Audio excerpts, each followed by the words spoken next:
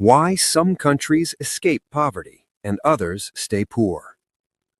In 1960, South Korea was poorer than Ghana. The average Korean earned less than $300 a year. Most people survived on rice and cabbage. There was no electricity in the villages, no running water.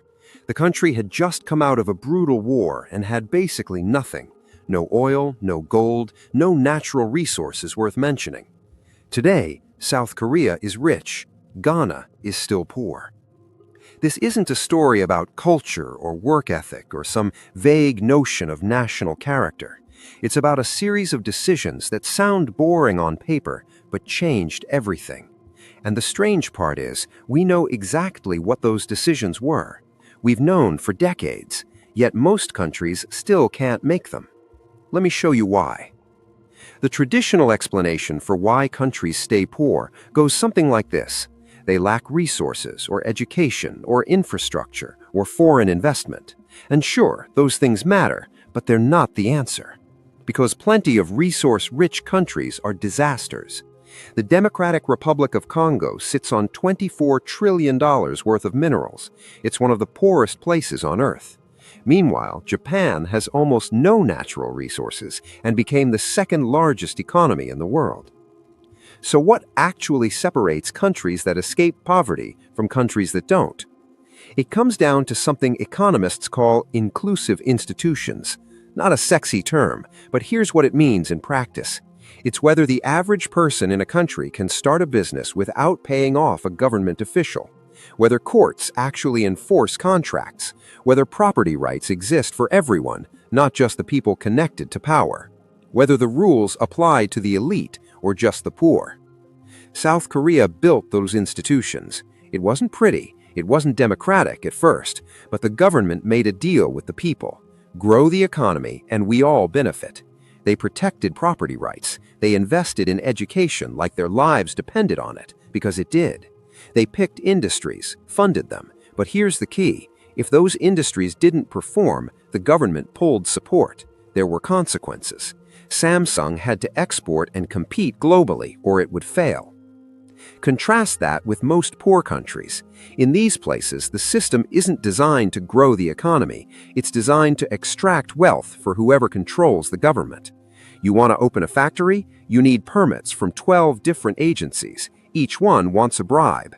You finally get it running. The president's cousin opens a competing factory and gets all the government contracts. Your property gets seized because someone with power wants it, and the courts won't help you.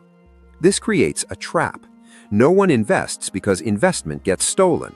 No one trusts the system because the system isn't trustworthy. Everyone who can sends their money abroad. The country stays poor, not because of bad luck, but because poverty is actually very profitable for the people in charge.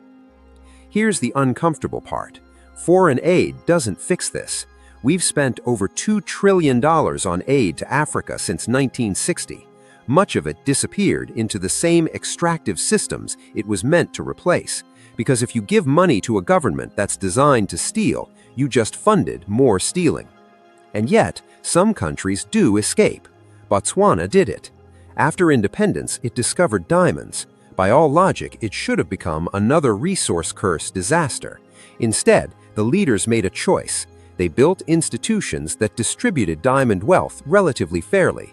They invested in schools and infrastructure. They enforced contracts. Today, Botswana has a higher per capita income than Mexico.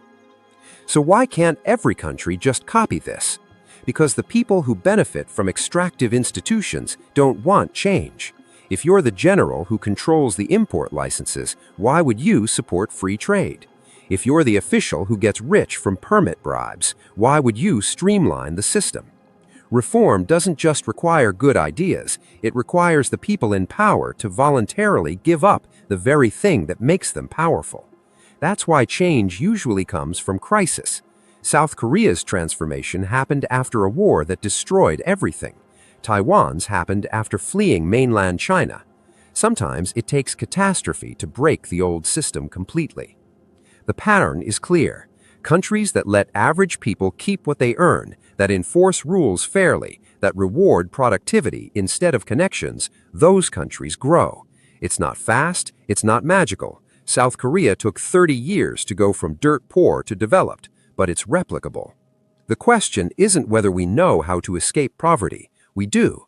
The question is whether the people who run poor countries actually want to escape it.